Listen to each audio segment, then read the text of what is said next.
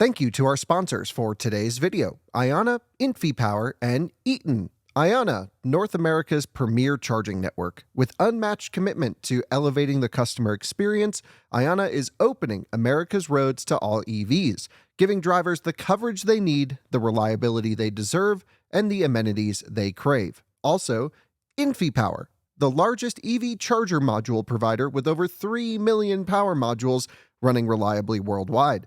Their latest G2 collection features ultra-high power density and efficiency for EV charging and energy storage integration. InfyPower, innovation for your power. And Eaton.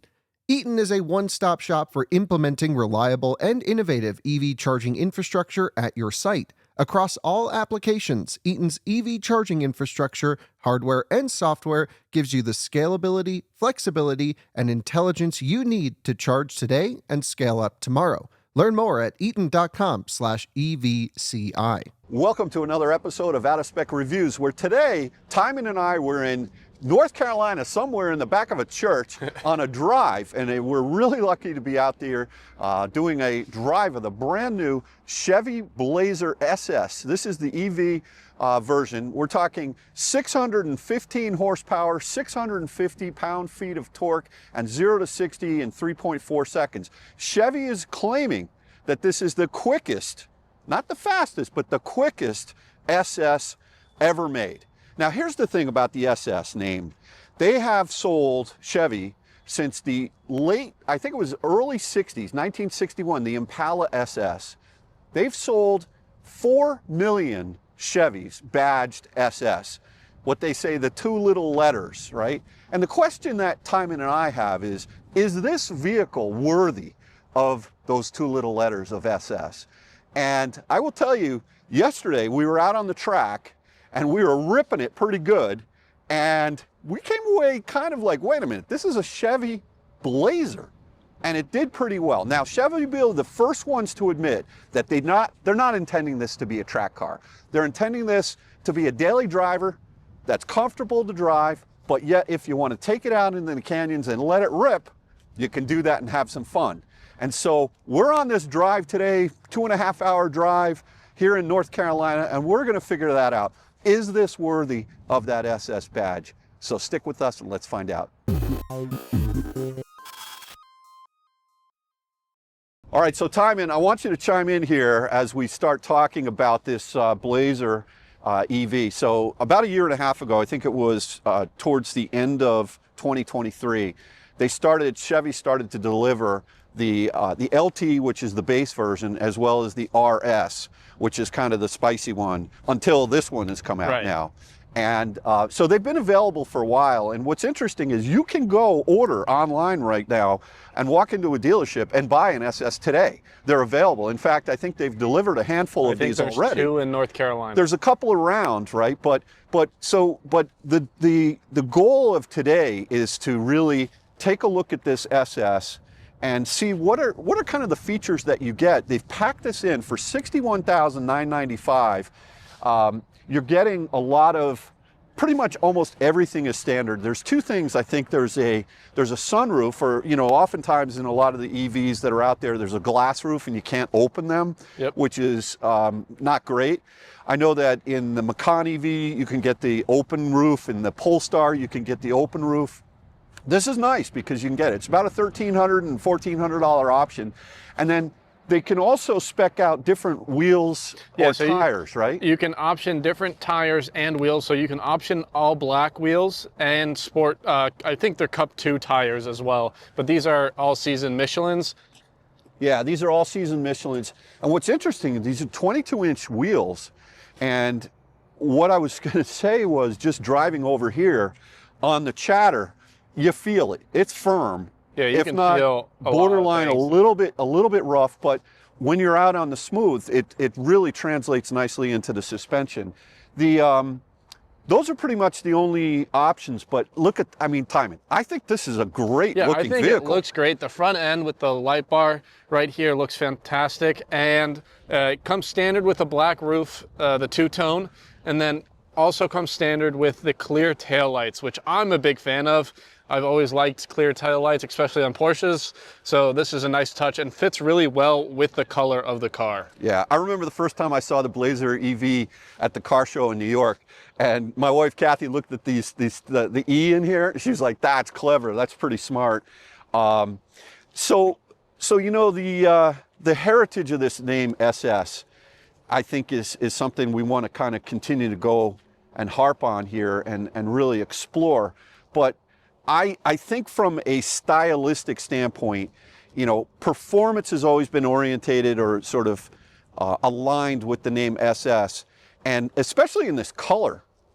I don't know if I'd buy it, the orange color. Tijmen, would you? I don't know. I don't know. I kind of like it. I kind of don't. I mean, personally, I would not buy this car myself, but I'm not the demographic for it. But one thing I will note is that the interior matches quite nicely with the exterior color, because you have the same kind of orange. It looks different on camera, but pretty similar in person. And it gives a nice 2-3 tone interior compared to some of the other specs, which are just like a black interior, or you can get like a all red interior as well. Right. So let's talk about who is this vehicle competing with, and I think that there's a number of vehicles out there. The first one that comes to mind is the Mustang Mach-E GT, right? The Tesla Model Y Performance, which is from a price point standpoint, that is, I think, a tick slower, 0 to 60, 3.5. Yeah, they're all the competitors. So Model Y Performance, Mach-E GT, Ioniq 5N. EV6 GT, I would throw in there. Yeah, I'd even throw in like the Lyric 5.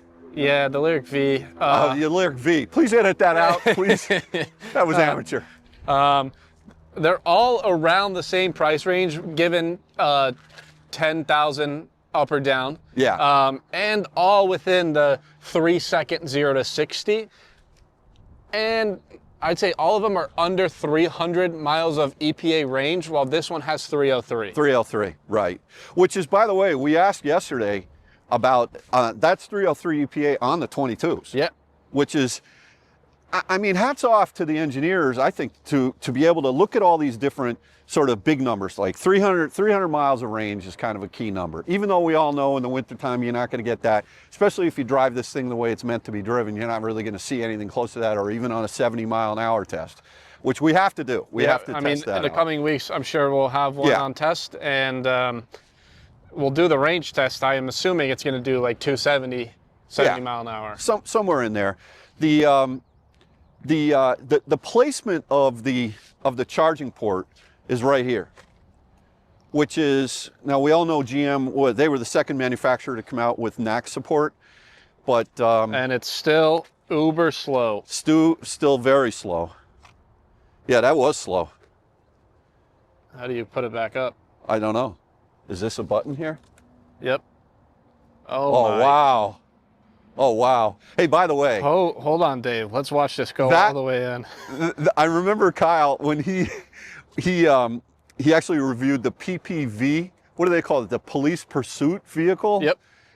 So they're making this vehicle with a partner, I'm sure, that they're selling to police forces. And when Kyle reviewed that, he said that was the slowest charging port ever. Yeah, I mean the 0 to 60 is faster than the charge port opening or closing. Yeah, that's I mean, a good thing to say, but that's still annoying that you have to wait more than 3 seconds for the charge port to completely open before you can plug in. I would say this though, bad placement for the charging port. Yeah, with everyone having access to superchargers, and I think it's okay for EA stations, but for the superchargers. I mean, it's like the F-150 thing. You know, when you pull up and you got the adapter, the Lightning, you're taking up two spots at a V3. Yep. I mean, you know, so, but normalize putting it in the rear. Yeah. By the way, no frunk. Yep. No frunk. I want to see what's underneath here. What is underneath the hood here? Let's take a gander. So it's a double pull like BMW to open the frunk. And I mean, there's space here to put like a little thing, but I mean, does it really matter? I would have put something in there. I mean, you could put a charging cable you there. could definitely fit level 2 or level 1 charger. Or like a little air pump, you know, Right. for your tires or something like that. I think they should do something here. I think that should be maybe an I think aftermarket in general, company. I think this should all be covered. Even if there's no space, I think it looks way better if this is all covered up. There's a lot going on here. Yeah. There is a lot going on here. All right, let's check out the rear Yeah, and the back. Yeah, Dave, how about you show us the trunk, and then we'll go into some interior space, and then we'll take it on for a nice little ride. All right, sounds good. Power. Open and close. Now, I thought yesterday when I went like this, How tall are you? 6'5". I'm 6'1", and I can fit You can fit underneath. and I can fit underneath under here, Yeah. but not here. Yeah, I can fit under the big piece right here. But it's not bad. It's Yeah. not bad. Power front or power trunk. So you got some extra space back here, which is nice. I'm assuming that's a charger, Yeah. tow hook, and an extra route that we're taking. By the way, see this says Ultium here. I believe Yeah, Ultium is now taboo. They're not saying taboo, or they're not- not saying Ultium anymore. Yeah, it's still the same thing, but not called Ultimate anymore. I kind of like the name Ultium. Yeah, it was fine. But it's retired, so we won't use the word Ultium anymore. All right. Back seat. Let's check this out. Now, We've got some mess in here. yeah, got some mess here. That's all right. I was sitting here with my seat far back. I'm Right. 6'5", and I mean, you fit. I fit. Not great. Yeah. My head is hitting here, and my knees are jammed, but that's Here, okay. If you hop out, and then I can show. Well, like what a real person. Yeah, normal size person. Oh, Dave's stuck. Here, I'll hand you the camera from over here. All right. Now you're gonna go on that side where there's a Yeah. lot more room. Yeah, well, I was sitting behind myself. Hey, you're 6'1". That's true. Yeah, so 6'1", and I mean, I have, I don't know, like half a foot of space, but my head is touching the roof if I sit up straight. So I'd have to like slouch down a little bit to be comfortable, but that's not good for the lower back. So, I mean, the headroom's okay, but for a long road trip, I think it would be terrible. Yeah. Yeah. 2 vents back here, heated seats, and USB-C. I know Kyle hates when a car comes with USB-A, so good to see that Chevy is stepping forward and using USB-C. And then 2 cup holders, pretty normal, but still no orange besides the seat belts in the rear on the seats, but still two-tone with orange stitching, which I really enjoy the color of this interior. Dave, what do you think? I think it's nice. What's interesting is you picked the right color this morning because all of the SSs come with this interior, right? Nope. You can. I think this So is pretty rare color, interior. Are they color coded though? So if you pick this interior, it's all got the orange. So if you get the blue one, it's got the orange. Yeah, So I what I'm think saying so. is, like, this is nice because you got the orange color car Yep. with the orange color interior. So this is kind of I think this might be a nice color combo to check out. Yeah. But and interior wise, the vents are, you got some nice manual vents here. We should. Yeah, I mean, Dave, how about you hop into the front on Yeah. either side? By the way, over on the Out of Spec Bits channel, we put a video live with one of the engineers, Stefan from GM, from Chevy. He takes us through this entire system. And one of the things that's nice is it's a Google system, and they've eliminated CarPlay and Android Auto. So the in-house system now is all Google Maps, and everything is modular now. So what I mean by that is you can download apps, you can watch Netflix, you can watch YouTube on this screen, and you can also get Waze natively as an app running in So here. it's just connected to the Google Store, and you can anything you can buy off the Google Store. Yeah, for- you just download it. But what's also nice is for preconditioning the battery prior to DC fast charging, using the Google Maps, that actually is integrated into the whole preconditioning system, which is good. There's also manual preconditioning on this vehicle. So if for some reason you want to precondition your battery by not using the navigation, you can.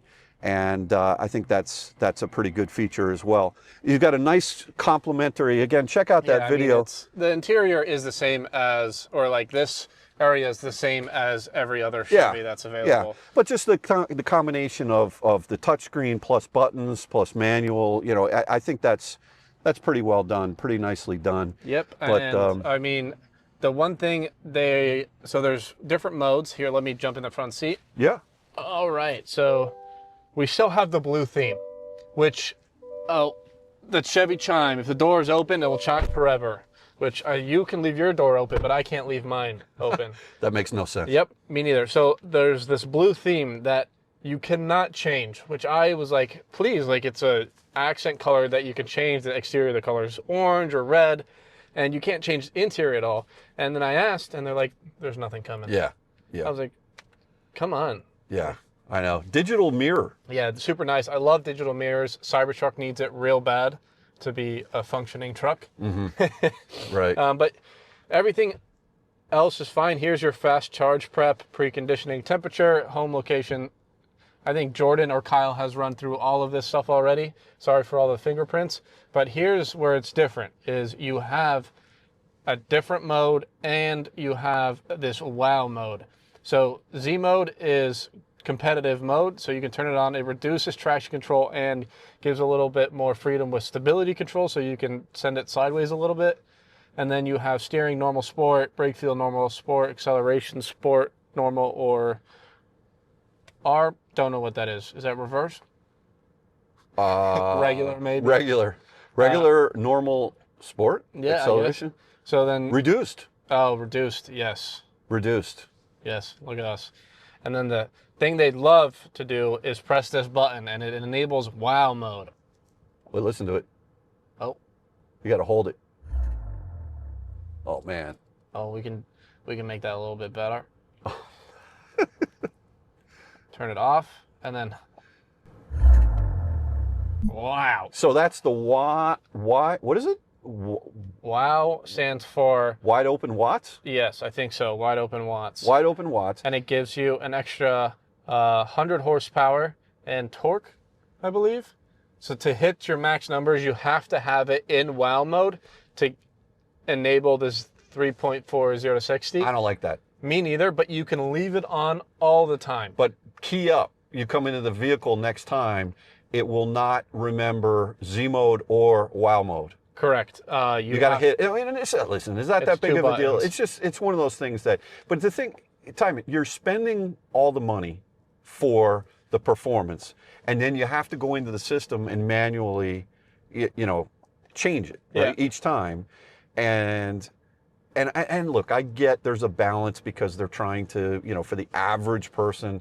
Even someone who's buying the SS, maybe they don't need the wow mode every single time. And it is a little bit of a fun thing if you got your family and you go, hey, kids, should we go to the wow mode now and do a launch? Because there is a launch control on this as well, which definitely hooked up yesterday pretty strongly. Yeah, I mean, you just have to have the wow mode enabled, and it shows you on the dash here as well. And it's the same logo as this. It's just two lightning bolts sandwiched together. Right. But... yeah, I agree. I mean, I think you should have power all the time and just let the car limit itself as you get into a lower percentage. Yeah, no, I agree. That's a minor thing. Heated and ventilated seats. As it should. As it should. You can't use them both at the same time. Sorry, Kyle.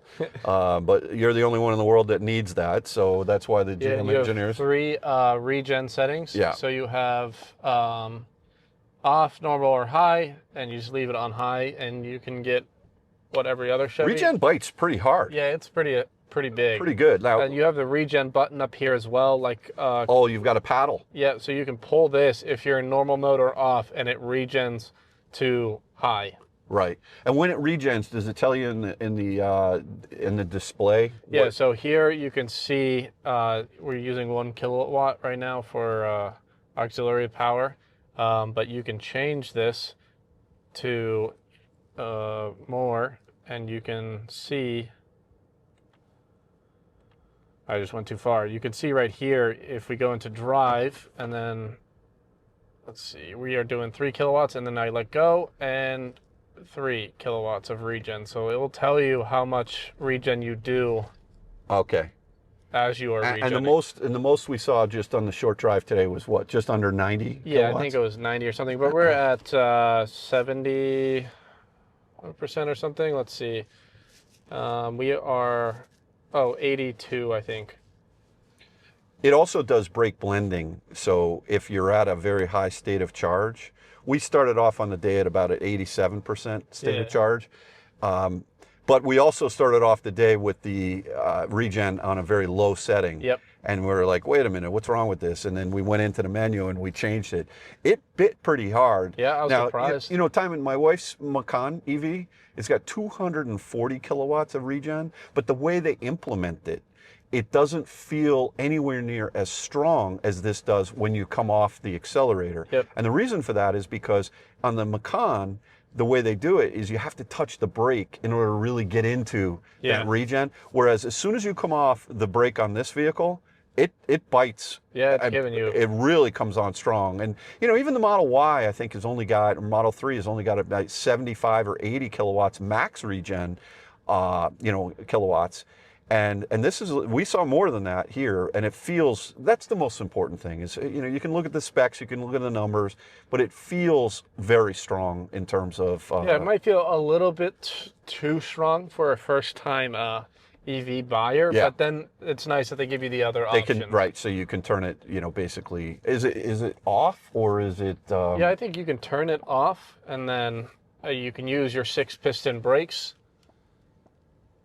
Yeah, you can turn one pedal driving off, which I'm... Off, right, yep. Normal or high. Okay. Talk to me about sort of, you know, some of the spicier settings when it comes to suspension on this car.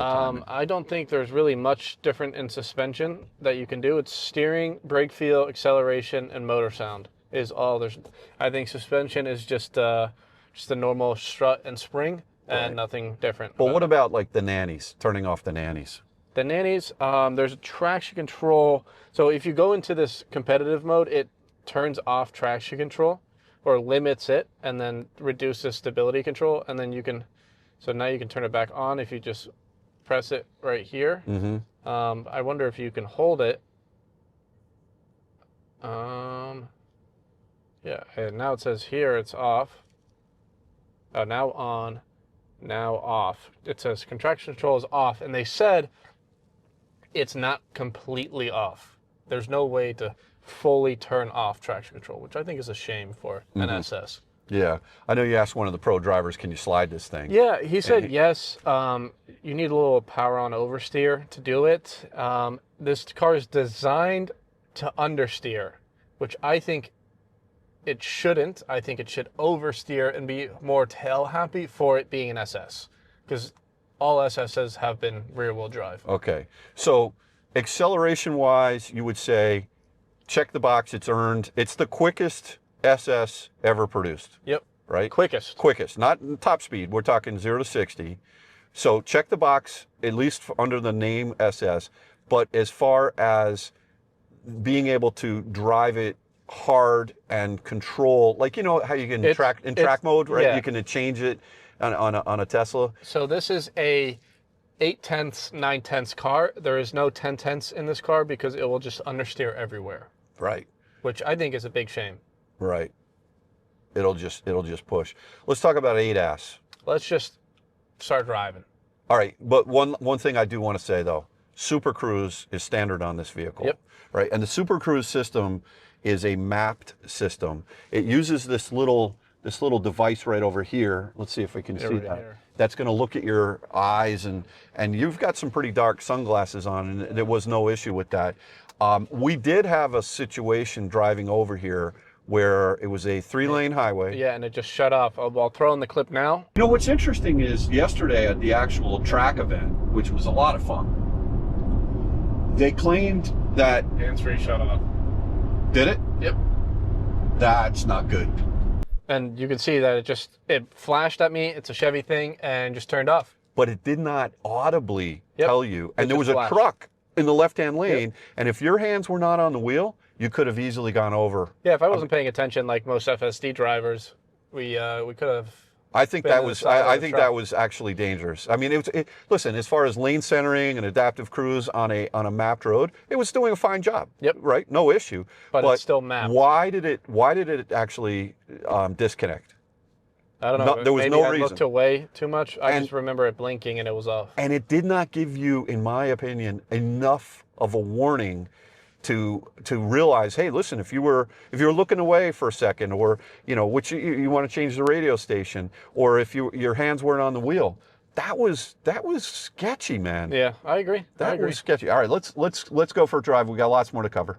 Well, everyone, welcome to The inside of the Blazer. the inside SS. of the Blazer SS, which is, the seats are,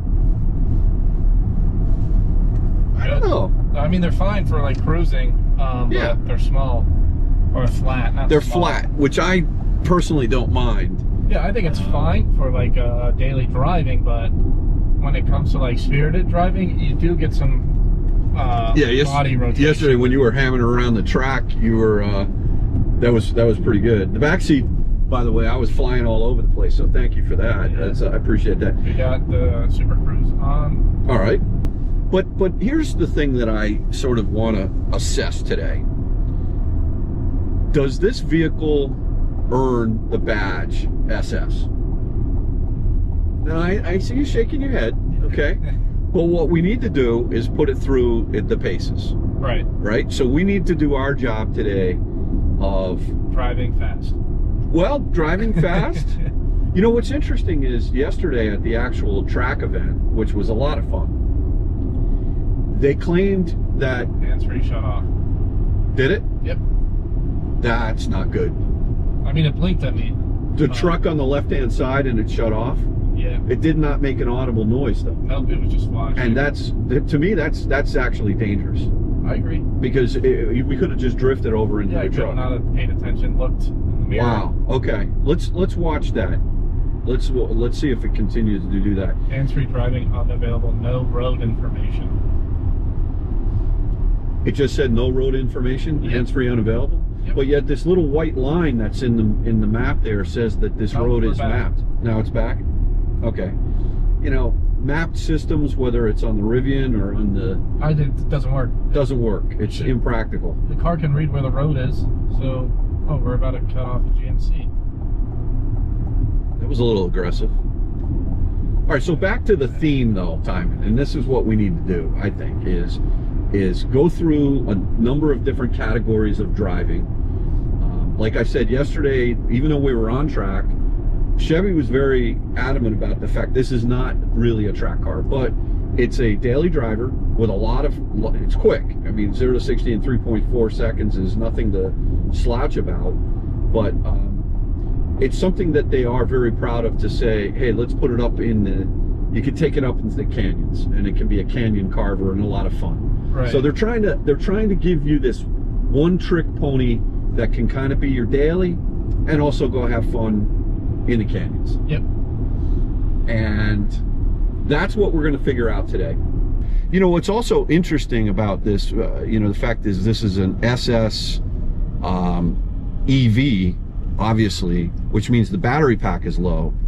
And so, when we were driving on track yesterday, and even today, the actual the ride itself is it's quite rough over. Is that a Blazer? Yeah, wasn't an EV, but the ride itself is, when you're on smooth roads, it feels real nice. The suspension, the way it absorbs the like road. right now, this is like it's fine. Good. Even with 22s. But man, when you hit the bumps, it's no Rolls Royce or Range Rover. Not that we expect it to be, but it is quite uncomfortable for it being a daily on bad roads. You feel every nook and cranny and bump, and it just feels weird, and it shouldn't be there. Everything is a compromise with this. You want to firm it up so you have fun in the canyons, but you want it to be a daily. The fact is, there's no air suspension on this vehicle for you to be able to control that. It is what it is, right? Yeah, It's not like there's electronic dampers or anything. You get a Cadillac for the air suspension, right? But I think it should have been an option or a consideration to have active dampeners on this car. I would agree with that. I would agree. And the reason would be not to firm it up, but to soften it up. I feel like in Sport Plus, like if you had a Sport Plus or Z mode in this instance, while you have Wild mode on, you could firm it up. But if you're normal or just normal driving, some type of customization to limit the amount of rebound that comes through. Yeah, that would have been a nice thing to do. Ready, Dave? Yes, sir. It's good lunch. Good. You're right about being past 60 miles an hour.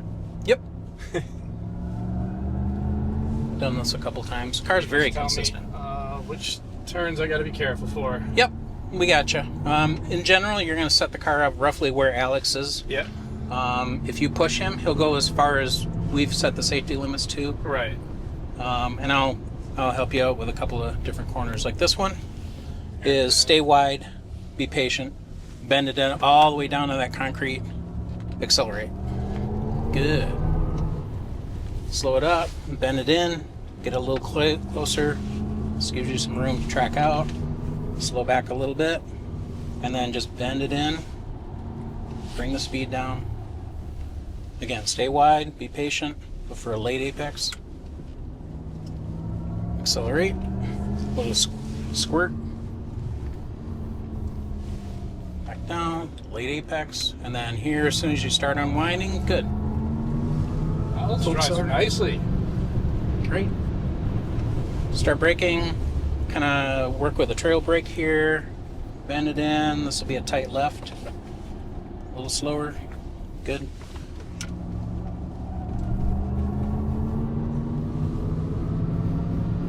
Way less body rotation than I was expecting, honestly.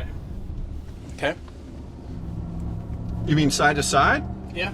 I think there's not much tilt. Right. Oh, roll. Yeah. Roll, yeah. Okay. Late apex. Bend track, look for your turn in. Accelerate. Keep accelerating, keep accelerating. Brake as it gets heavy. Good, good, good. Bring it down. Stay wide, be patient. Bring it down into that concrete patch there. Accelerate. There's the corner brake control. Yep. Late apex. Drift wide, slow up a little bit, bend it in. Slow it down. Stay wide, be patient. Look for the late apex, see where he is. Good. A little straight squirt. Slow back down. Late apex.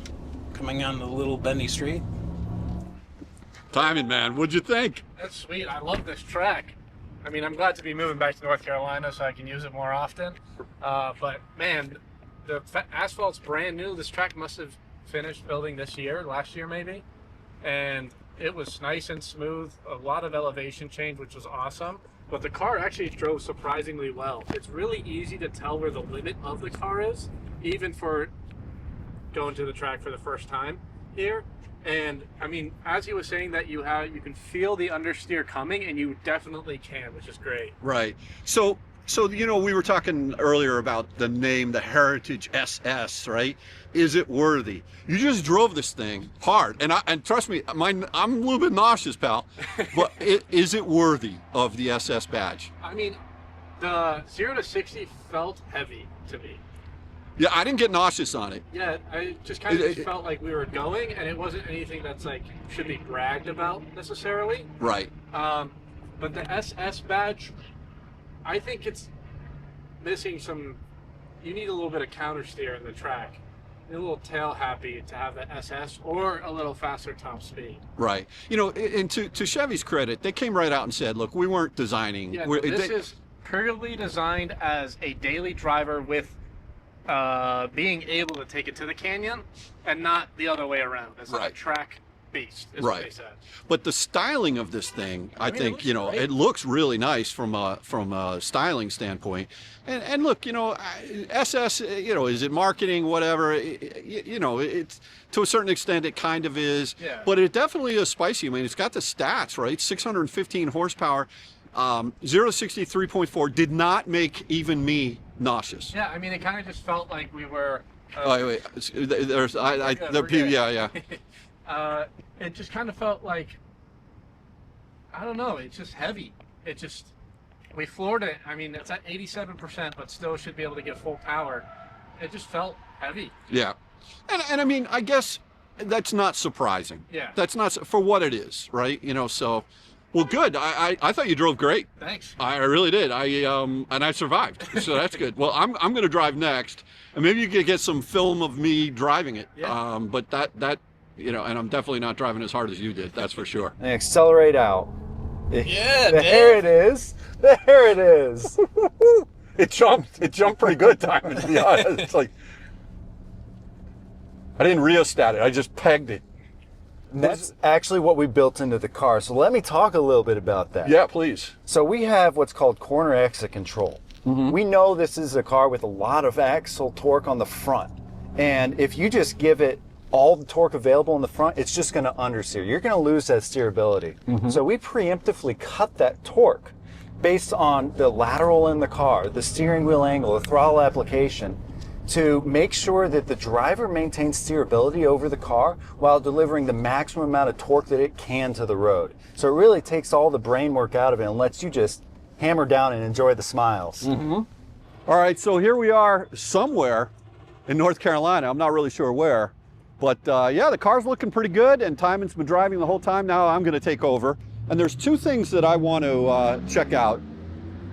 North Carolina, baby. There, now we're talking. So I want to check out the Super Cruise on these local roads. My understanding is they've just opened up the maps so that you get the little white line on the Google Maps, which means that a lot of these smaller, like say 2-lane roads like this one right here are now mapped. Now, I don't know if that's something brand new just with Chevy, or is that more, I don't know, but we want to check it out. We want to see how it reacts as opposed to just being on the highways. That's number one. Number two, I want to do a launch. I want to check this puppy out. I mean, I did it yesterday on the track, which was a lot of fun. I'll throw that in right here. You can check it out. Yep. All right, here we go.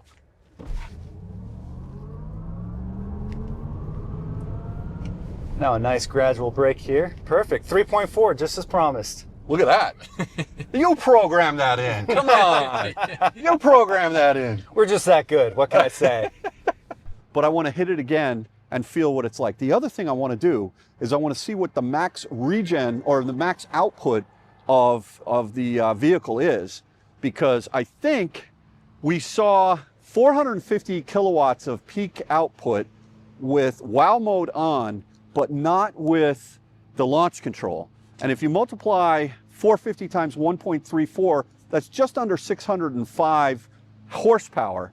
And this has got 615 stated horsepower. So maybe in WOW mode with the launch control, we can get that. So stick with me, stick with us. Tijmen is, I don't know what he's doing. All right, Tijmen. We're getting to the on-ramp. We're getting down the on-ramp. I'm going to definitely do the launch control mode here. Yeah, we can just right here. Let's just pull over right here. And Hazards on. And then so go on through the settings and turn on Z mode. okay. You're good. All right. Settings, So home. home, Yep. drive modes, Z mode. Z mode, Turn on. turn on competitive mode. Yep. And then you can double click this to make sure it's on. Yep. Okay. On. All right. And then go on. Okay. Here we go. Yep. Put on the brake. Hard. Throttle. Full throttle. And yep. Only 450 of output power, but not a full.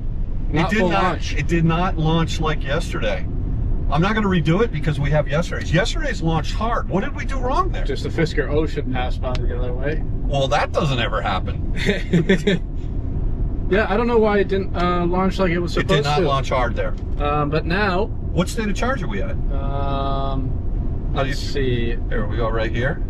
Now you gotta go settings, and you gotta change the view here to Oh, 63. 63%.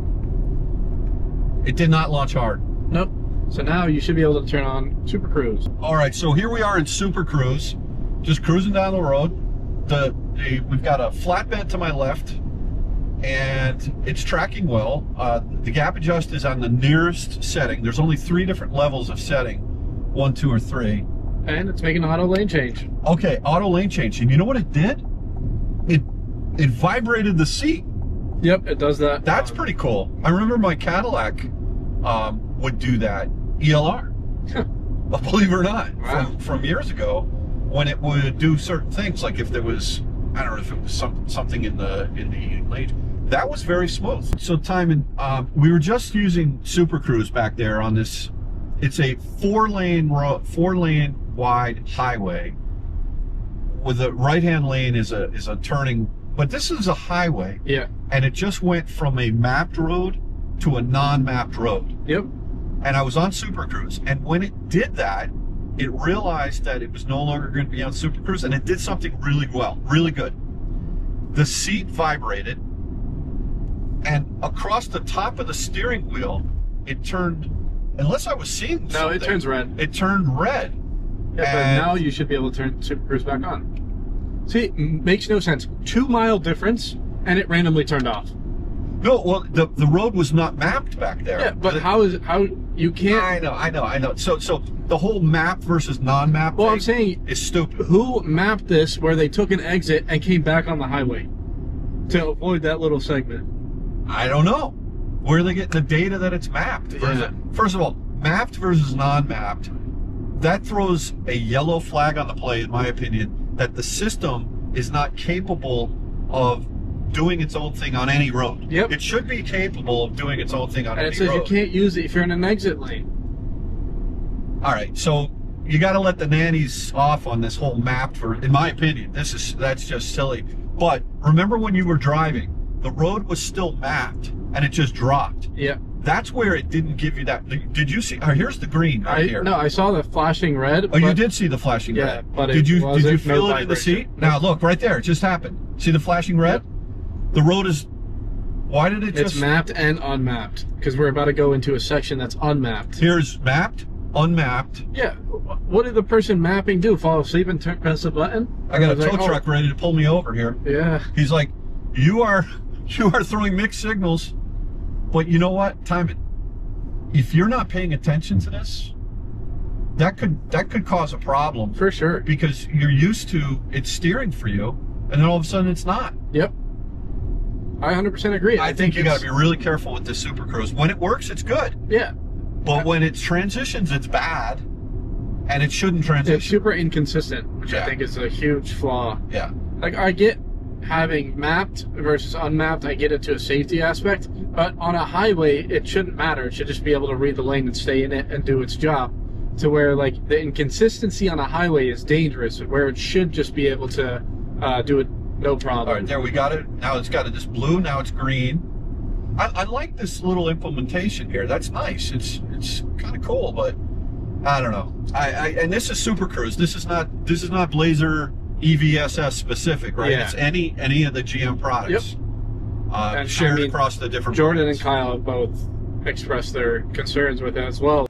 Yeah, so this one also has the same interior color that we have, so you can get it on a non. Tijmen, I'm liking the silver color. Yeah, it looks pretty good. With the black roof and the black, that looks sharp. Yeah. You know, one thing, they've done actually the design of this vehicle, it's really nice. And it doesn't say, look at me, I'm an EV. Yep. You know, like, now tell me, the Blazer is like the regular ICE Blazer is still available, right? Yep, still available on the website as well. Just does not look as good. Surprisingly, the EV variant of this car looks way better. Well, Tijmen, I've had a blast with you here Good. in Charlotte, Me North too. Carolina. Chevy, first of all, just want to thank you for an amazing adventure that we've had over the last 2 days. Driving on track at the 10 out of 10 club or whatever. 10 tenths. 10 tenths. You know, if I didn't have Tijmen, I'd be in trouble. I think I'd be in trouble even with Tijmen.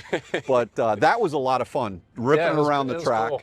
And then going over to the technical center with the tour over there for GM's technical center and seeing how they really... I could hang out at the technical center man. all week. If you ever get a chance to get into the technical center and have a tour, you should definitely do that. All right, and then going over to the Hendrix museum.